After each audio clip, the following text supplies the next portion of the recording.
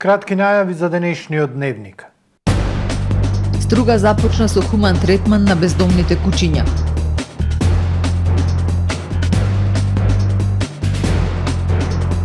Усвоена листата на проекти за 2023 за Југозападен плански регион.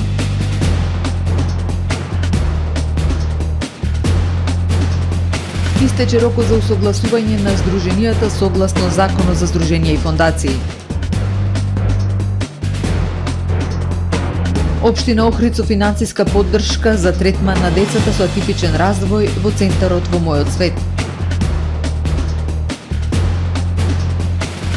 Пазарниот инспекторат во февруари не утврдил ниту еден прекршок кај трговците во поглед на ограничената маржа.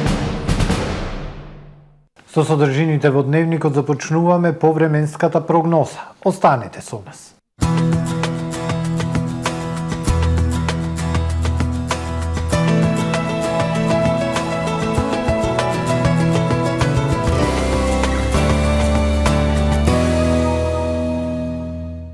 Во Охрид денес студено утро, времето во текот на денот сончево и потопло со дневни температури во пораст до максимална дневна од 10 степени Целзиусови, во текот на ноќта кон петок ведро и студено. Утре над северозападна, северна, североисточна, централна и источна Европа умерено облачно и нестабилно време со врнежи од дожд со засилен ветар. Во останатите делови од стариот континент претежно стабилно со локална облачност. На Балканскиот полуостров во петок претежно сончево со локална облачност и потопло со пораст на максималните дневни температури. Ке се движат во интервал од 11 до 15 степени. Во Македонија во петок студено утро со утрински температури од -6 до +2 степени, во текот на денот сончево со локална облачност, ветровито и топло. Максималните дневни температури до 10 односно 17 степени. Во Охрид во петок студено утро, времето во текот на денот сончево и потопло, минималната 0, максималната 12. Во сабота во Охрид сончево и топло време со температура до 13 степени, а во недела сончево со локална облачност, минималната 2, дневната 13. Во понеделник во Охрид умерено облачно време. Ке има сончеви периоди, минималната 4, дневната 11 степени Целзиусови.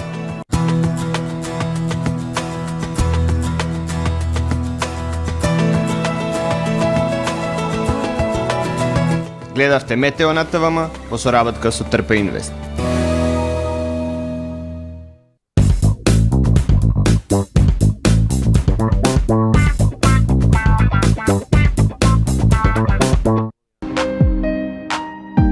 Ресторан Далга. Добре дојдовте во светот на Кармен Бау Центар. Во беспрекорно уреден продажен простор, купувањето во еден Бау Центар никогаш не било попријатно. Со гордост ви го представуваме нашиот шоурум Мараци со најголем избор на плочки од Мараци и санитарија од светски познатите брендови Грое, Колпасан, Идеал Стандард, Рока, Унитас. На располагање ви е нашиот архитект кој ќе ви помогне во осмислување на вашиот проект. Располагаме со најбогатата палета на ламинат во државава. Одберете од 100 различни дизајни на Swiss Chrono. Покрај стандардниот избор на фасадните системи Knauf и Бекамент, ви нудиме богат избор на професионален алат на реномираните производители Bosch и Divol. Кармен Бау Центар на улица Железничка. Тамаро е 25 години охридски водички лидер и препознатлив бренд. Обуките од менаџерскиот тим се доказ за максимална посветеност кон вработените. Тамаро Холдингот се грижи за организацијата и на време од пренесените информации кои отсликуваат тимската работа. Секој успех на вработениот е успех и на компанијата. Маркетите располагаат со производи со висок квалитет од секакви брендови по одлични цени. Вкусните печива од Анабела пекарата се веќе омилен појадок на многу потрошувачи во Охрид. Анабела кујната услужува голем број на потрошувачи и компании.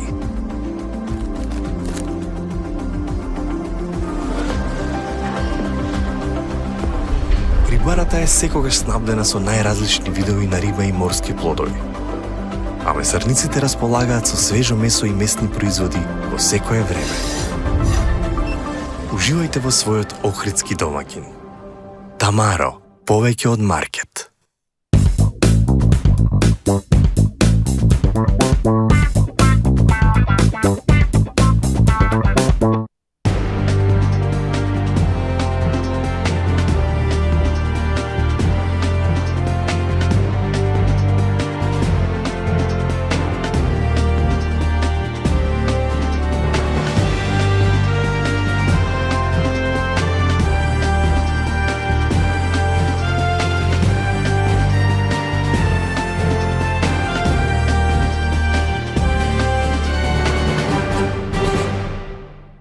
Добар ден, прво издание на Дневникот на ТВМ телевизија.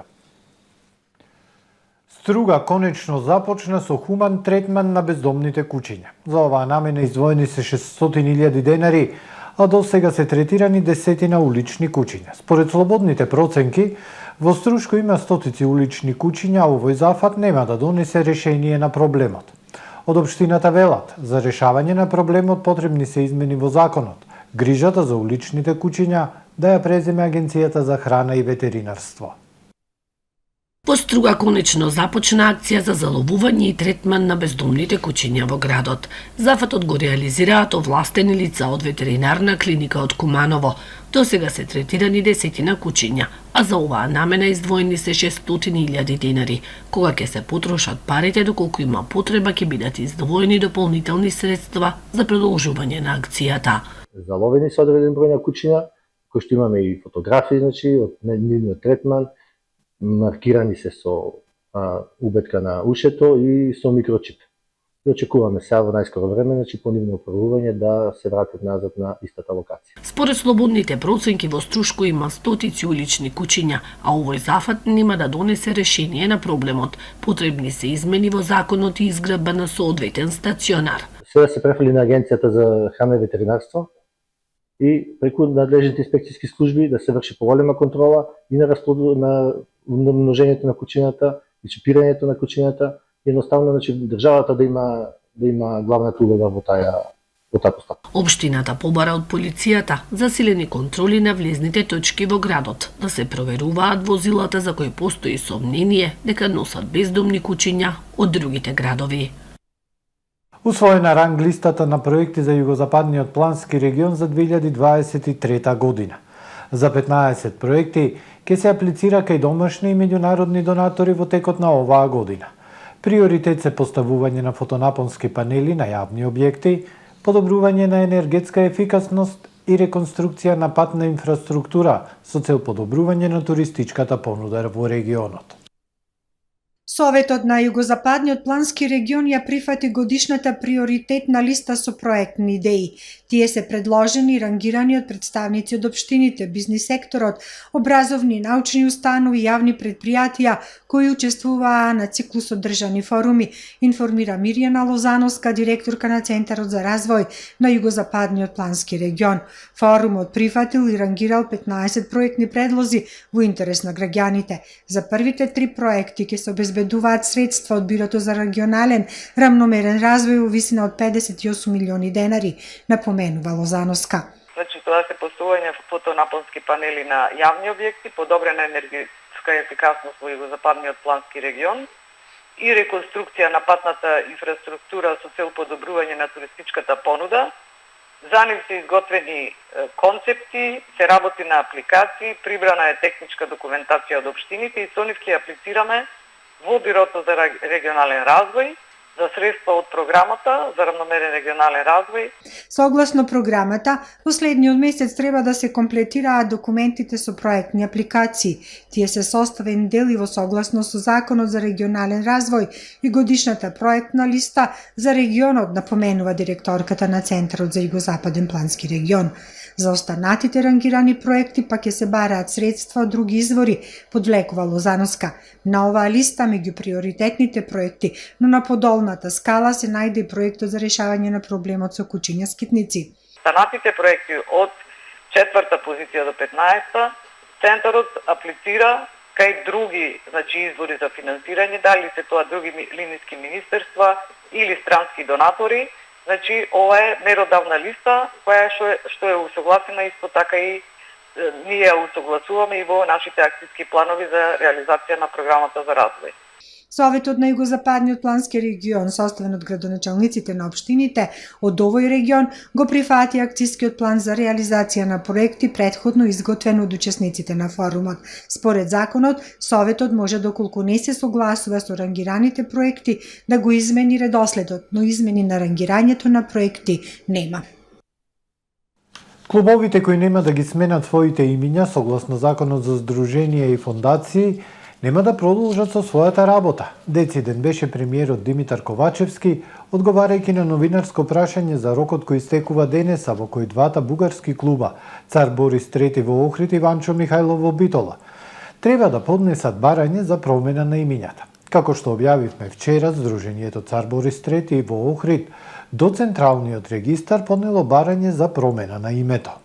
Согласно нашиот закон, кој што е изгласан со апсолутно мнозинство во собранието, сите имаат временски период за усогласување на имињата со новиот закон. Оние кои што тоа го направиле ќе продолжат да работат согласно законите, оние кои што тоа не го направиле согласно законите нема да продолжат да работат. Еден веќе знам дека клуб поднел барање за промена на името. Штом тоа ќе го направи, тоа ќе биде регистрирано во Централниот регистар и ќе продолжи со работа, бидејќи културните клубови треба да бидат место кои што ги зближуваат народите, граѓаните, а не да бидат места кои што со своите имиња или на друг начин будат негативни чувства и ги разединуваат граѓаните и народите во соседството. Така да законот во целост ќе биде спроведен како што се спроведуваат и сите други закони. Од Централен регистар денеска преку соопштение за јавност информираа дека на 10 февруари годинава Здруженијето за афирмација на културните вредности на македонските бугари, Цар Борис III Охрид, до Централен регистар доставило допис со наслов предмет барање за усогласување на работата на Здруженијето со Законот за именување и дополнување на Законот за здруженија и фондации.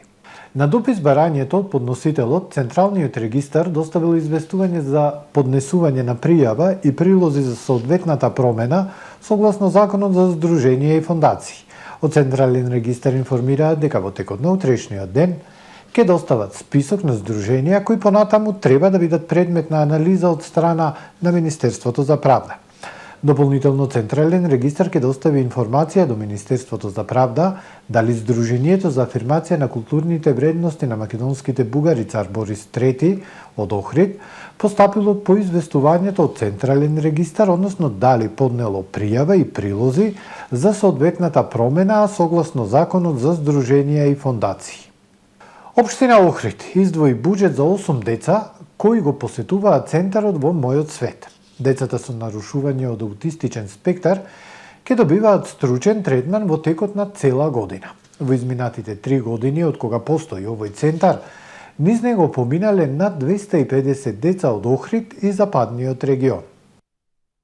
8 деца добиваат бесплатен третман во центарот во Мојот свет. За центарот за рани интервенции и третман кај децата со нарушување од аутистичен спектар, општина Охрид издвои буџет за поддршка на семејствата кои се во социјален ризик, а чии деца го посетуваат овој центар. Втора година поред општината обезбедува финансиска поддршка за престој на децата во центарот кој постои од 2019 година, информира дефектологот Ангела Чинговска. Даваме предност на деца со еден родител, односно самохрани родители или родители чии приходи се минимални или воопшто ги нема. Оваа година општината издвои 432.000 денари, односно тоа е буџет кој покрива 8 деца во текот на целата година да добиваат третман со фреквенција од 2 пати неделно. Така што би дошло 8 пати во месецот да посетуваат дефектолошки логопедски третман и при тоа да им се направи евалуација, односно развојна евалуација од страна на психологот, на чија основа изготвуваме план за работа. Во центарот стручен третман добиваат 124 деца со нарушување од аутистичен спектар. Интерес за добивање стручен третман во центарот има не само од Охридскиот регион, туку и пошироко. Стручна помош во центарот бараат родители на деца од Струга, Ресен, Дебар и Битола, напоменува Чингоска. Тимот на стручни лица работи според специјално изработена програма. Во изминатите 3 години низ овој центар поминале над 250 деца. Ние се водиме како центар за рана интервенција, што ги опфаќа децата од предшколска возраст, односно од најрана возраст до 5 години, меѓутоа сепак имаме и школски деца до 7 години, бидејќи сме единствени во западниот регион. Бенефитите најдобро родителите тоа може да го кажат, меѓутоа и од оно што ние го правиме како развојна евалуација, од оно што ние го водиме како досие и следиме за секое дете, разликите се големи. За центарот во мојот свет е обезбедена финансиска поддршка за 35 деца од семејства во социјален ризик. Финансиска поддршка има за 18 деца од Сдруженијето, а покрај општина Охрид со финансиската поддршка за 8 деца има средства и општина Струга за 9 деца. Државниот пазарен инспекторат издал над 150 прекршочни платни налози со вредност на 5,5 милиони денари во првата половина на февруари, при што извршени се 1100 инспекцијски надзори на цела територија на државата во периодот од 30 јануари до 12 февруари годинава. Државниот пазарен инспекторат издал над 150 прекршочни платни налози со вредност од над 5,5 милиони денари при извршени 1100 инспекцијски надзори на цела територија на државата во периодот од првата половина на февруари. Во наведениот период, Државниот пазарен инспекторат издал 45 прекршочни платни налози по Законот за трговија, 16 по Законот за угостителска дејност, 16 по Законот за заштита од пушење, 2 по Законот за заштита од забрана и спречување на вршење на нерегистрирана дејност, 3 прекршочни платни налози по Законот за метеорологија, 79 прекршочни платни налози по Законот за финансиска дисциплина, 2 прекршочни платни налози по Законот за заштита на потрошувачи. Исто така, од Државниот пазарен инспекторат велат дека се вршат континуирани инспекцијски надзори кај трговците на големо и мало во делот на почитување на одлуката за посебни услови за трговија на одделни стоки, односно ограничување на маржата. Секое отстапување од највисоко утврдената маржа од 5 и 10% во трговија на мало и трговија на големо се санкционира согласно Законот за трговија. Од почетокот на месецов на територија на државата се извршени 38 инспекцијски надзори во поглед на ограничување на маржата, при што не биле констатирани прекршување и непочитување на одлуката, соопштуваат од инспекторатот. Следуваат вестите од светот. 17-годишната Алейна Олме се спасена од урнатините во Турција 248 часа по земјотресот кој ги погоди Јужна Турција и Сирија. Таа беше извлечена од подурнатините во населбата Кајабаси во Кахраман Марас. Екипите додека ги пребарувале урнатините слушнале глас, а после тоа 17-годишната Алейна била спасена и пренесена во болница. Спасувачките екипи веќе 11 дена работат на пребарување и спасување на луѓе под урнатините. Најмалку 36.187 лица досега загинаа во двата силни земјотреси кои ја потресоа Јужна Турција на 6 февруари. Во моментов на терен работат повеќе од 253.000 членови на тимови за пребарување и спасување. Руската војска извршила напади со ракети и беспилотни летала низ Украина во текот на ноќта, активирајќи ги системите за воздушна одбрана на земјата, објавија утрово украинските власти. Шефот на кабинетот на украинскиот претседател соопшти дека се погодени места на север и запад на Украина, како и централните региони Днепропетровск и Кировград. Украинската воздушна одбрана погодила неодреден број проектили и беспилотни летала, а за сега нема информации дали има жртви во нападите. Овие напади доаѓаат во период на интензивирање на борбите на исток од земјата. Руската артилерија, дронови и проектили со месеци ги гаѓаат областите под контрола на Украина на исток од земјата, неселективно погодувајќи цивилни цели и предизвикувајќи уништување. Едно лице загина, тројца се повредени во покотница која се случила синоќа во трговски центар во градот Ел Пасо, соопшти полицијата на Тексас. Двајца осомничени се приведени, а властите велат дека повеќе нема опасност за јавноста. Рано е да се шпекулира за мотивот, изјавил портпаролот на полицијата на Ел Пасо. Двајца од повредените наводно се во критична состојба. Полицијата претходно соопшти дека се пукало во ресторан во центарот. На Твитер се појавија многу видеа од местото на настанот, на кои се гледа како луѓето панично трчаат низ трговскиот центар додека некои се кријат од напаѓачите внатре. Хеликоптер на националната гарда на Тенеси Блек Хок се урнал во Алабама. Во несреќата загинале сите во хеликоптерот. Associated Press се повикува на канцеларијата на шерифот на округот Медисон и информира дека немало преживеани во несреќата, но засега нема и точни податоци колку лица загинале. Според неофицијални информации на американската војска, 2 лица кои се наоѓале на леталото загинале. Причините за инцидентот се истражуваат. Го завршуваме првото издание на Дневникот на ТВМ. Ве благодарам што не следевте. Пријатно.